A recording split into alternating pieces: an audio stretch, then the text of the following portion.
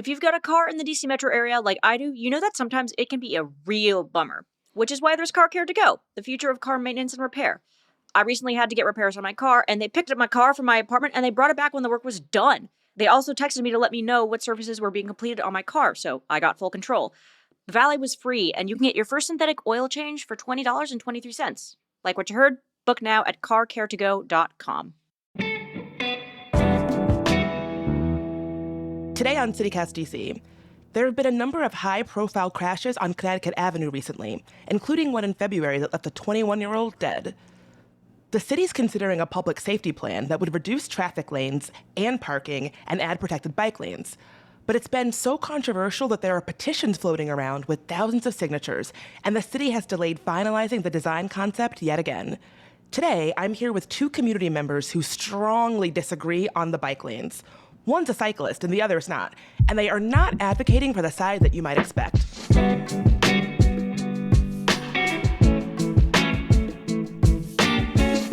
Today is Monday, April 10th. I'm Bridget Todd, and here's what DC's talking about.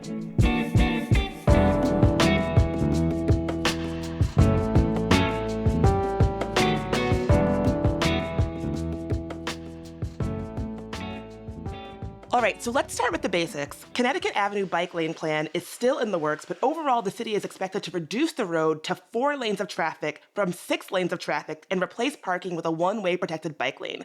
Lee, you're the president of the organization Save Connecticut Avenue, which is campaigning against this plan. Swale, you're an A&C commissioner in the Cleveland Park area and a very vocal proponent of the bike lanes.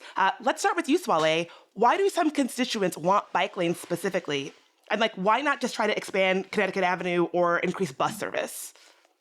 Sure. Thank you, Bridget. Thank you for that question. So the first thing is, this plan is more about just the bike lanes. This plan is about safety, redesign, and better livability in general for our community.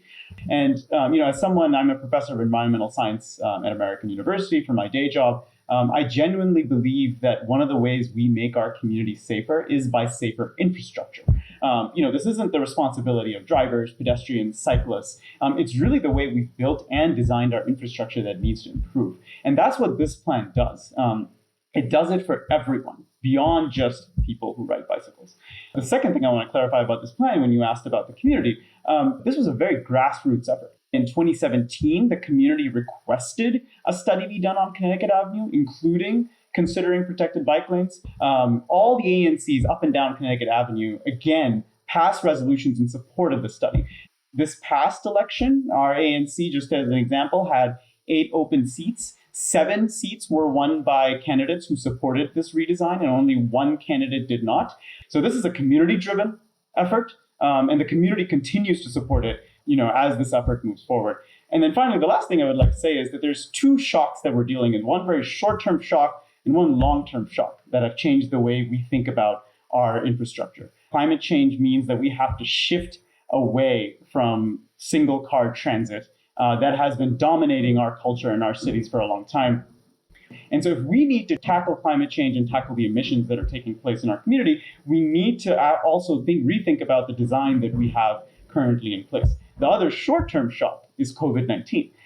During the pandemic, post-pandemic, one of the things everyone realized was they would like outdoor space and outdoor activities close to where they live, work, and play. Those became very prominent during the pandemic, and they've continued as the pandemic has gone on. As you saw, Beach Drive was recently closed to car traffic to promote more pedestrians, bicyclists, and other people to live outside their cars. And Connecticut Avenue is another way towards doing that. And also focusing on most of the way that we get around.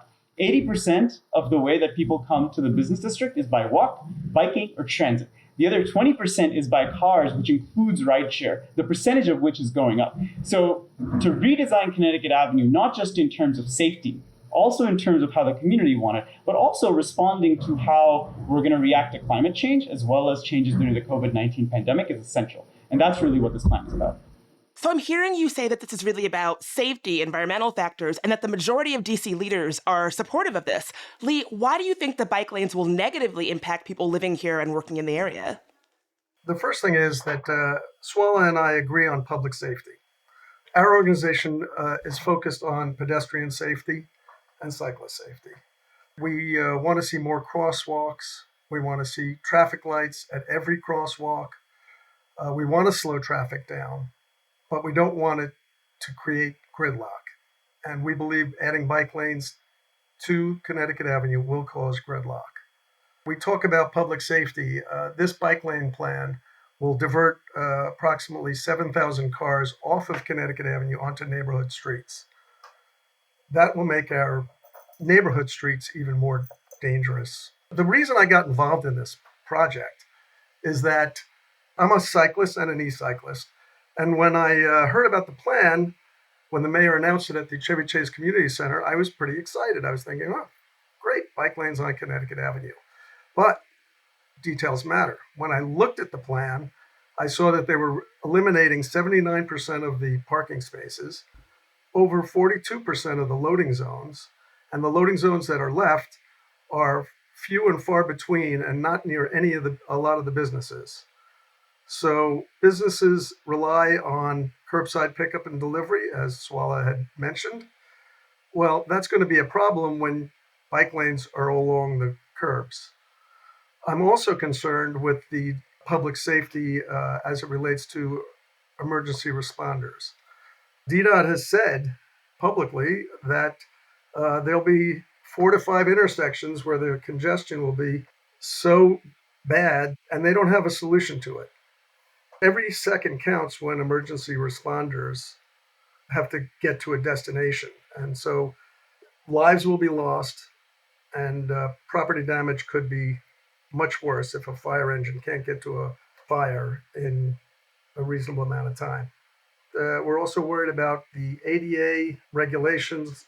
Disabled and the mobility challenged will also have difficulties crossing the street, accessing businesses.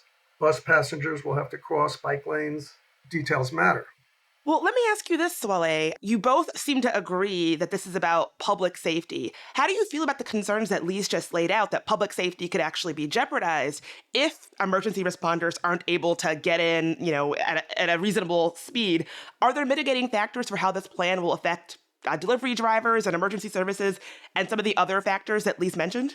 Sure. I think one of the great things that Lee has mentioned is about safety. I'm glad that he agrees, that we need safety in this community.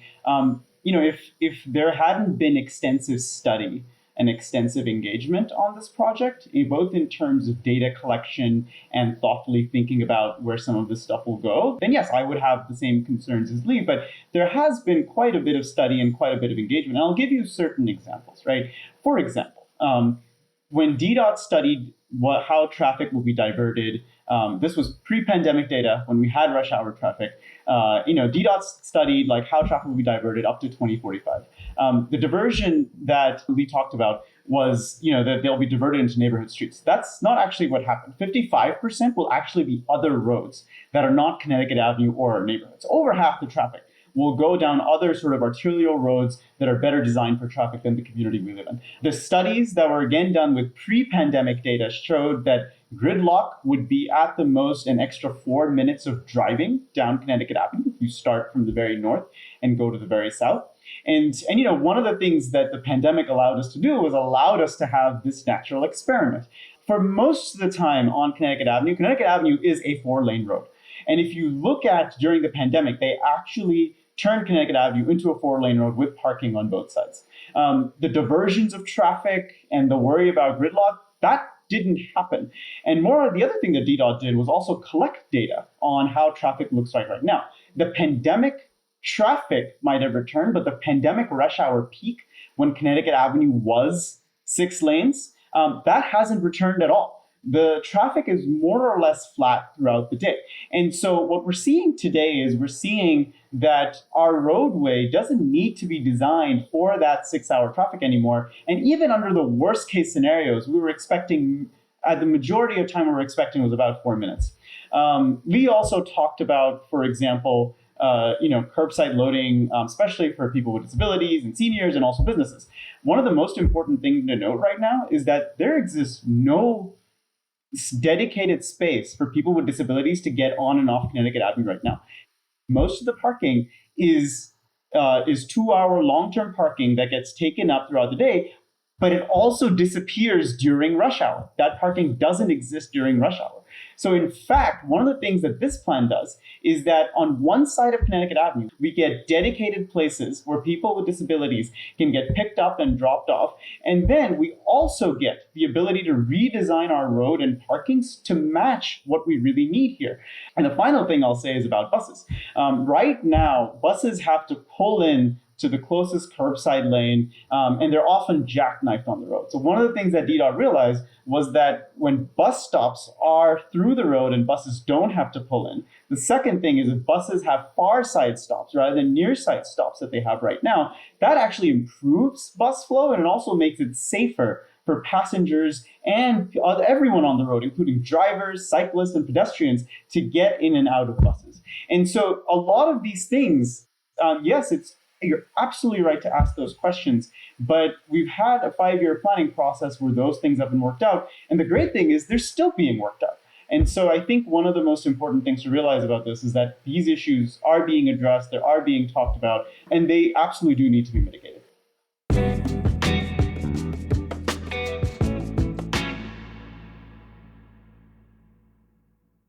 Lee, you've mentioned that for you, a lot of this is really grounded in public safety, which is important to you. Are there other ideas or plans that you would prefer to promote public safety along Connecticut Avenue rather than the bike lanes? Our organization does endorse speed cameras, which will slow traffic. Our contention is that DDOT's primary focus has been to try to figure out how to squeeze 2 curbside bike lanes into an avenue that's too narrow to accommodate them. So a lot of DDOT's data, which was gathered during the pandemic when nobody was paying attention, so the public has really not been involved in this. DDOT really didn't do much outreach to businesses.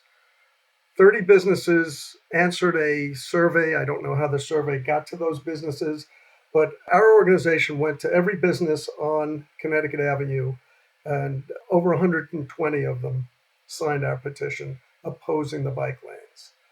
So somehow DDOT feels that they know more than the businesses themselves as far as what's good for them. I can't talk to what the plan might look like as far as pick up and drop off on which side of the street. I can only deal with the plans that I see on DDOT's website, which, by the way, is sadly outdated. But what I would say is that why aren't we checking and looking and see how the elimination of reversible lanes and the lowering of the speed limit, what that impact is on crashes and safety, and then take another look, see if bike lanes are needed. Rock Creek Park and Capitol Crescent Trail are available. I used to commute to my office down at the Watergate. I used to go through Rock Creek Park, and it worked. I didn't see a lot of other cyclists. In fact, the Commuter Connection states that less than 2% of the commuters cycle to work. So this project, which started out being about safety, has morphed into an expensive bike lane project. Swale, what do you have to say to all that? Sure. I mean, first, I would like to say that 6 lanes of Connecticut Avenue is absolutely enough space to accommodate pedestrians, bicyclists, and drivers. It's a very wide range of traffic, and it takes up a lot of public space that we absolutely do have space for. So I wholly disagree with that. But I also disagree with that there hasn't been engagement with the community. Again, DDOT by themselves have had 50 community meetings. The ANCs have had community meetings on top of that. The business petition that Lee pointed out, way less than half the businesses have signed that petition, with some of the major businesses openly saying that they support the plan. And then as far as crashes after the pandemic, when the reversible lanes were gone and speed limit has been lowered, just last month we had someone die on Connecticut Avenue in front of the zoo. That's one of the largest crosswalks on Connecticut Avenue, has a traffic light, even though it's not an intersection, something that Lee said he wanted to do. The reversible lanes are gone and the speed limit has been lowered, yet we still had a fatal crash on Connecticut Avenue just last month. So one of the things I think we have to realize is this data is being collected. It's all available on the website. We are seeing this, but we're not seeing the safety improvements that a broad swath of infrastructure change will bring. We really need to slow down drivers. And then I actually like to point one very interesting thing out. Lee pointed out he's a cyclist, right? And he said, I'm a cyclist, but I'm against this plan. I'd like to tell you all that I am not a cyclist. because I am very scared of cycling on the road. And one of the really things I like to point out is that when people say statistics about barely anyone bikes to work, or cyclists like Lee say that they don't want these bike lanes, when we change infrastructure, it's for people for whom that infrastructure doesn't feel safe right now. These bike lanes aren't for Lee, who's confident to cycle right now. These bike lanes are for that middle school student that emailed us and said she wanted to bike to Alice Deal. These bike lanes are for the retired couple that came to our meeting, said they just bought an e-bike and they want to be able to bike around the neighborhood. And so it's really, really important for us, especially for me as an elected official, to think beyond me and have empathy for the people that really want this to happen and really want safety to come to Connecticut Avenue. Lee, what's your response to what Soile's just laid out? Yeah, well, number one, there are 110 curb cuts from Calvert Street to Chevy Chase Circle. There are 24 intersections, which is where most of the accidents happen, from Calvert to Legation. I would be scared to death to have my child ride a bike on Connecticut Avenue. You're taking 26,000 vehicles a day and you're throwing bike lanes, and the chances of accidents happening become far greater. Let's talk about the fatality on that recently occurred on Connecticut Avenue. Bike lanes would not have stopped that. The car drifted into the opposing lane of traffic. We have no idea why. It's a horrific situation, but bike lanes would not have solved that problem. Again, speed cameras, enforcement, traffic lights at crosswalks, those are the items that'll make a difference. If you go on Safer Connecticut Avenue, which is not our website, they say that the risk of severe injury from accidents involving a vehicle and a pedestrian, by lowering the speed limit from 30 to 25, accidents are nearly halved. They also say about 44% of traffic accidents occurred when the reversible lanes were open. So if you eliminate both of those issues, we should see far fewer accidents. There are other problems with this as well. The small number of cyclists who are going to be riding on Connecticut Avenue are not going to move the needle environmentally. In fact, the congestion of cars stuck in traffic and searching for parking spots will actually add to the air pollution. Again, buses will be slowed. We are in favor of moving bus stops from near side to far side. I think that's a great idea. However, buses will be slowed by this traffic and they'll become even less reliable than they are now, which will force people back into cars. We think public transportation is where the effort should be, and not having raised platforms for people to load on and off and have to dodge bicycles when they get on and off the buses or when they queue up for the buses. Lee, is there a plan for bike lanes on Connecticut Avenue that you actually would want?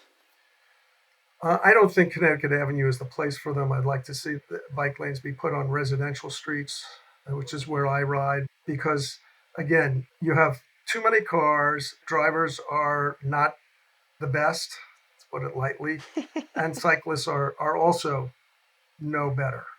I can't tell you the number of times that cyclists go flying by me without announcing, on your left, on your right. So you wouldn't put bike lanes on the Beltway. You shouldn't be putting them on Connecticut Avenue. And as I said, it's going to hurt the businesses if Connecticut Avenue becomes as congested as we believe it will. You're going to discourage federal workers from going into their offices downtown, and you're going to see businesses lose parking. One thing I want to say, one thing that I think personally really upsets me was Lee said, well, you wouldn't put a bike lane on the Beltway. I don't live on the Beltway. Kids don't live on the Beltway. I live right in front of Connecticut Avenue. I fear for my life when I go outside.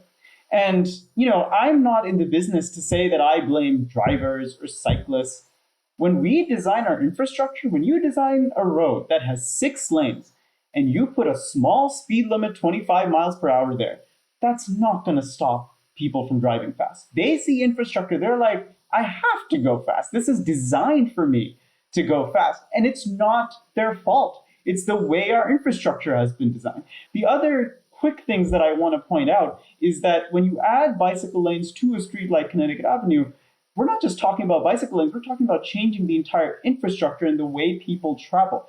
3,000 bicyclists a day are expected once you add these bike lanes, and we've seen that evidence throughout the world, throughout other cities, throughout even in DC, when the 15th Street cycle track was involved. When the infrastructure is built, people come. And I totally agree with you, Lee. Connecticut Avenue is incredibly dangerous right now for kids to ride bicycles, with the curb cuts, with the traffic, which is exactly why we need to be changing.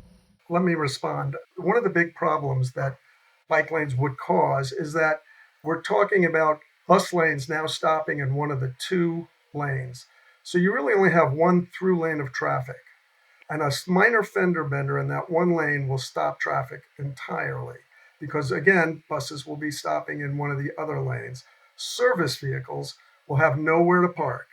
You've got landscape vehicles. Where are they going to park? I can tell you where they're going to park. It's where they do now. They park illegally in one of the lanes of traffic. So you really will end up with buses having to go around illegally parked vehicles and one through lane of traffic in each direction. So I would encourage everybody to go to saveconnecticutave.org, check out our website, and join our fight, sign our petition. Can I just finish one final thought over here? If safety is our priority, and our priority is listening to the community, and our priority is reacting to the pandemic and climate change, then the redesign of Connecticut Avenue is a very, very basic thing that we need to do. And the community has been thinking about this for 10 years. We've been looking at evidence for this for the last 5 years. We're still looking at evidence for this. And to move forward, this is very, very important that we focus on this avenue. It is a complicated issue. I appreciate the time. This has been very robust. I feel like I learned a lot. Thank you so much for being here. Thank you.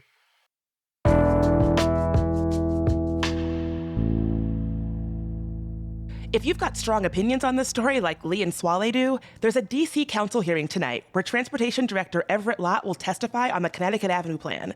Check out our show notes for the link to watch. And before you go, here's some quick news. Come May 1st, DC landlords will be able to increase rent in rent-controlled apartments by almost 9%. This will be the highest it's been in more than 40 years and will apply to over 70,000 households across the city. Some city council members are planning to introduce emergency bills to set a lower cap, but Mayor Muriel Bowser hasn't been supportive, and it's looking unlikely that they will pass. Meanwhile, Bowser is raising the hiring bonus for DC police officers to $25,000. That's a $5,000 increase. The city has been struggling to recruit and retain officers, a trend we're seeing across the country. Bowser has consistently argued that the DC force should have at least 4,000 officers, and right now it has about 3,400. And lastly, George Washington University will retire its mascot, the Colonial, and replace it with something less politically divisive. The 4 finalists for a new name are the Ambassadors, Blue Fog, Revolutionaries, and Sentinels. The GW community will have a chance to weigh in, and a final decision will be made in the next few months. And today's DC Life Hack is, if you've got a kid under 5 years old, the DC Public Library will send you free books for them. Just go to dclibrary.org to find out more.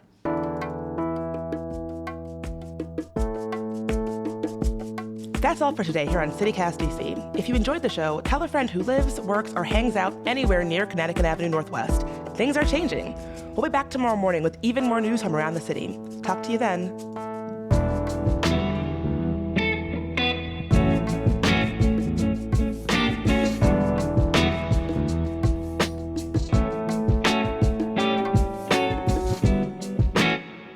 And lastly, George Washington University will retire its mascot, the Colonial, right?